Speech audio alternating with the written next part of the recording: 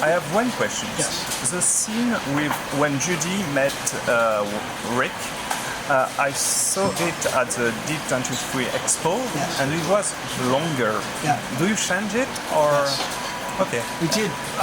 It's an interesting thing about our process, which is we make a scene, as you saw at Cannes or at Annecy, that is a certain way.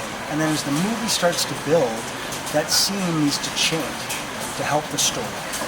And so that was a scene that we loved. It was very funny.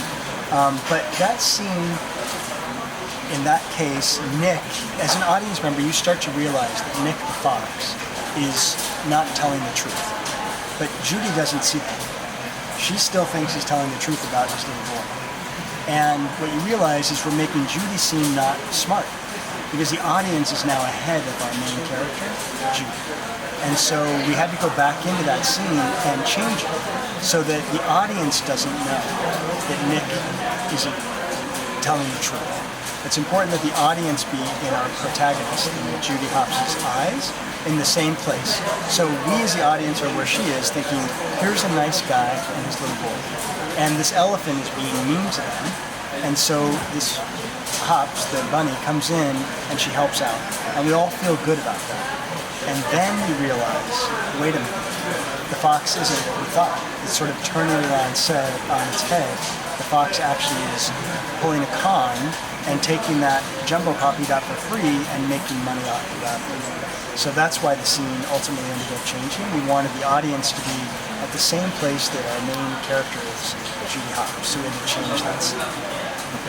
It's hard. It's really hard sometimes. You love a scene, but it needs to, everything must be in service of telling the right story. So we have to change it. So you choose the rabbit and the fox as the main characters. So why? And maybe why you didn't pick an elephant and a mouse? I think partly because, a couple reasons. One, a fox and a bunny are natural enemies in the real world. And we knew at a certain point we wanted to tell the story about predator and prey. So it felt like two animals that people understand are immediately at odds with each other, who have to now live together in the city of Zootopia. But there's a second thing, which is Byron Howard, who's the director of the film, he loves drawing rabbits, and Robin Hood is one of his favorite films of all time. And so for him, I think he also thought about, I love Robin Hood, I love that character, I love the story, so a fox. And nobody draws more appealing or more just, you want to hug him, rabbits than Byron. And so as he was drawing, he just kept coming back to the idea of drawing rabbits. So that gave us our two main characters, and then we built out all the other animals around that. One simple question, why Shakira? Why have you choose this scene? Well, we love Shakira. We're big fans of hers, and for us, we wanted the film to have kind of a world.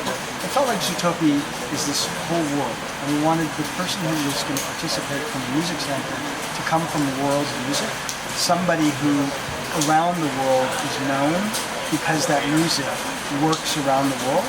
So that was one reason we said, well, Shakira really has a great world sound to her. But then the second reason is she's really involved in so many great charities and organizations, and she really cares about the world.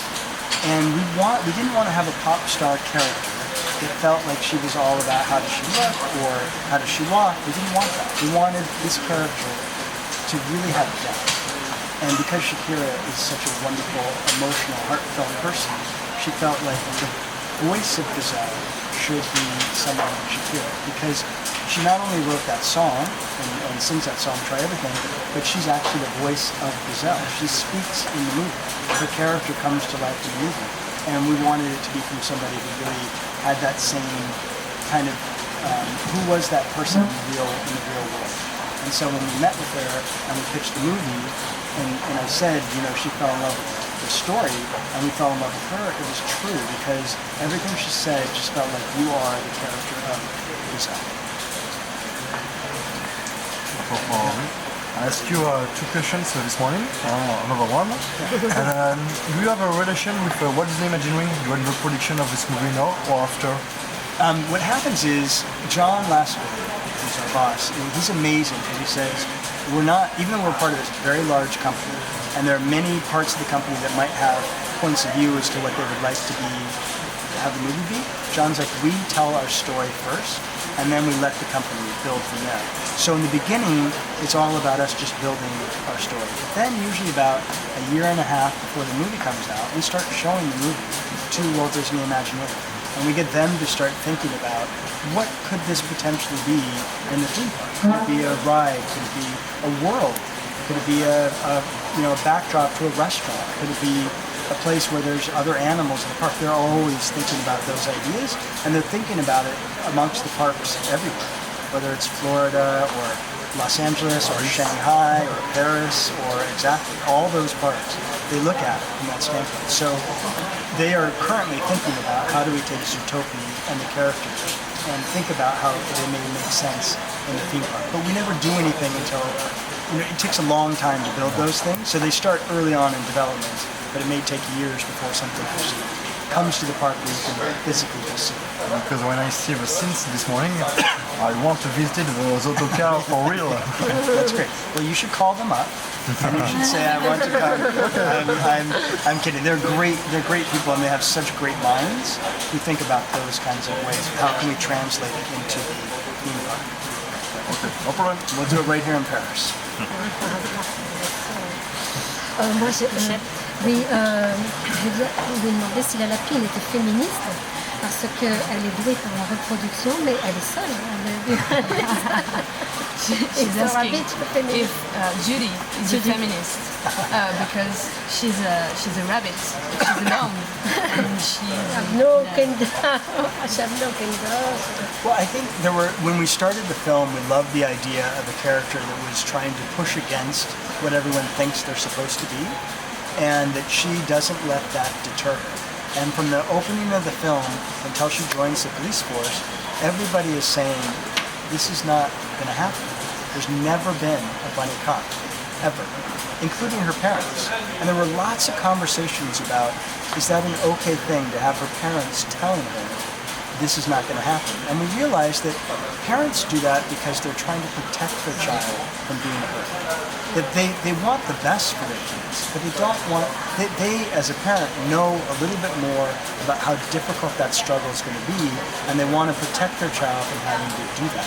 But Judy as a character is so strong and so determined that she says, I still want to go do this. And to us, that felt like kind of a great message. So is it feminist? No, I think it's an idea universally that all of us, whatever we're trying to show the world we can be, that we can go do it. I talk a lot about the fact, and I said it this morning, that I was in finance and thought I could never become a producer. But then someone said, if you want it, you can make it happen. You just have to go make it happen. And I did. And so in some ways, I can relate to both Judy and Nick from that standpoint, that they both are characters who are ultimately going to become something that people didn't think they could be. And we think that's a really great message, and universal around the world. Zootopia is very original, but the way to life is very real. How do you choose this element? It's hard because there's so many different things you could ultimately do in terms of creating this world, but we wanted it to feel very believable and real. But it has to also feel like something we can relate to.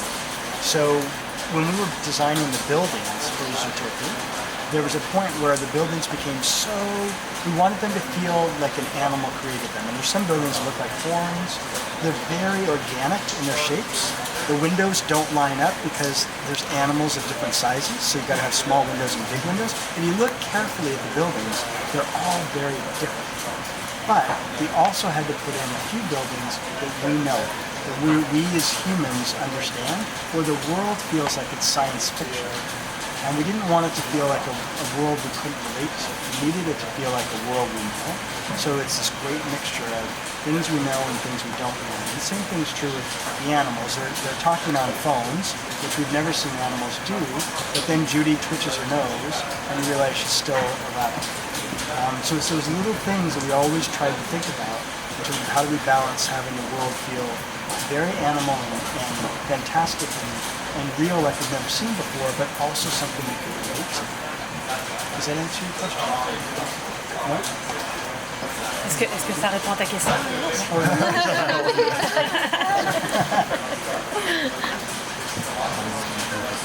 Est-ce qu'il y a d'autres questions? So, this morning you talked about other animals that we cannot see in the movie. So have you thought about a sequel or maybe a TV show like The Lion King? We, when we're developing the films, we never think about what else could come.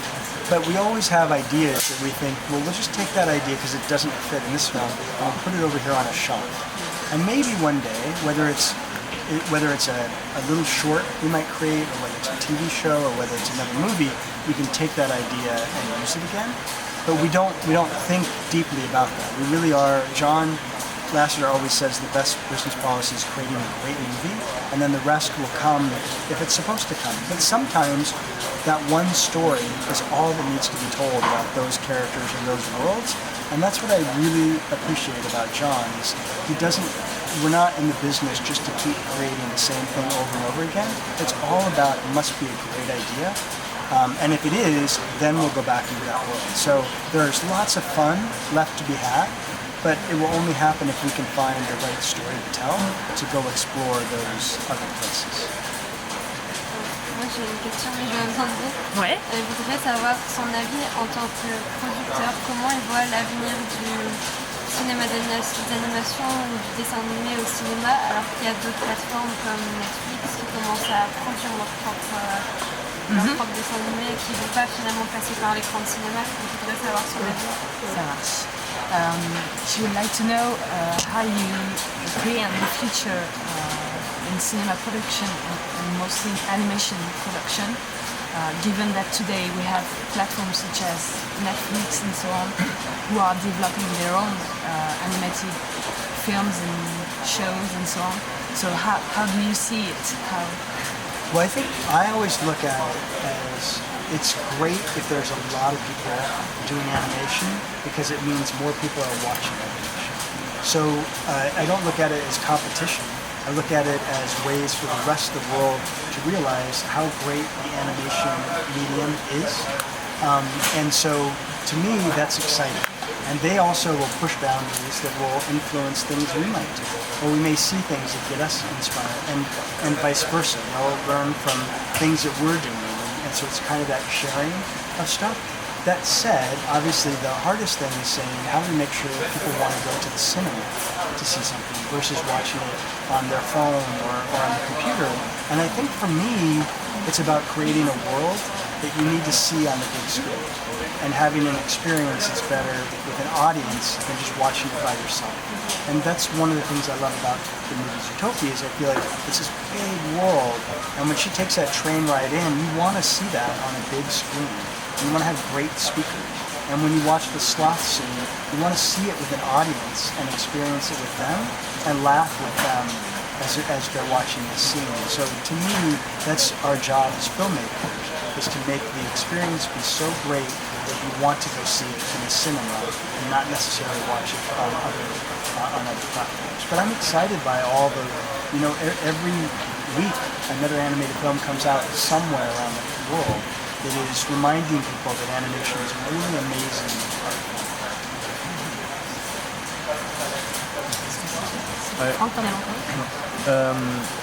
The movie seemed very funny. If you had to choose one Disney movie where the humor is exactly the same, which one it will be? That's so hard because I think one of the things that I loved that John said to us early was he said, make it a modern animal movie. And I don't think I've ever seen those things combined. To me, what I love about the film is we have two incredible directors working on it, Byron Howard and Rich Moore. And both of them are just, they're funny. They're funny every single day. When you sit in a room with those two individuals, they make you laugh. And they have ways of looking at the world that always takes that whatever's happening and puts a fun spin on it. And so to me, I think the uniqueness of it is these two individuals and what they're bringing to the film in terms of storytelling and in terms of their humor. So I think there's a little bit of everything in there, but mostly to me, it's kind of a new place for Disney that I'm very excited about. And earlier, we were talking back at cinema that Disney actually has made all types of movies all over the course of these years. You're not kind of one thing. People think we might be, and we're really not. What we are is we're a studio that creates films that are very funny, with deep emotion, with characters that you're going to care about that will appeal around the world. That's ultimately what we're trying to do, and I think this fits in that same way, but also feels kind of new and modern and different. If that makes sense. Okay. Very good. Merci beaucoup. Oh, cool. Thank you. Vas-y, c'est bon. It's been 25 years you worked with Disney. Yeah. So I would like to know, you grew up with the classics, and how did you feel the first time when you saw an animated movie like Toy Story, and now we could see how real are the animated movies, so I would like to know. Well, you're right. I did grow up with the classics, and I was lucky because my first movie was Lilo and Stitch, which is a hand-drawn movie with watercolor backgrounds. And so my first experience in making an animated film was that type of filmmaking. And then I went from that on to Bolt. Bolt was my first film as a computer-generated film. And I love both mediums for different reasons. I look at a film like Zootopia, and I feel like this is a movie because the world's so big and it's so immersive that it's a great world to be told through the medium of computer-generated animation. But we could easily think of other stories that should be told in the hand-drawn animation ways, because both have both are great mediums to tell a wonderful story. But the thing that's amazing about what's happened, thanks to John Lasseter and Ed Catmull, is they've created technology that allows us to continue to push and go places we've never been before. And I think that's kind of an exciting thing. And we're always challenging ourselves to go further. But we never want to be photorealistic in terms of characters and world and everything, because then it could be a live action film. We always want to have some level of caricature in there that reminds people this is animation. And reminds people that there are people moving that character one frame at a time, 24 frames per second. So that still is a very I think people feel like the computer has taken away the handcrafted quality of it, but it hasn't. There's still people who every day are animators and moving each frame, 24 frames a second, getting it for every character to get the acting in there. They're making the choice of when does the eye blink, or how high does the eyebrow go, or what is the mouth shape do. They're making those choices just like they did when they were hand-drawn. And the amazing thing, and I think people also forget this, is we start with a pencil and paper. Byron Howard, he started with a pencil and paper. He started drawing these characters himself. And we do that all the way through our storyboarding process, all the way through our visual development, which is all through paintings. So it's this great combination of both art forms coming together to create a great film. Thank you. Thank you very much. Thank you. Thank you. Can I take a picture?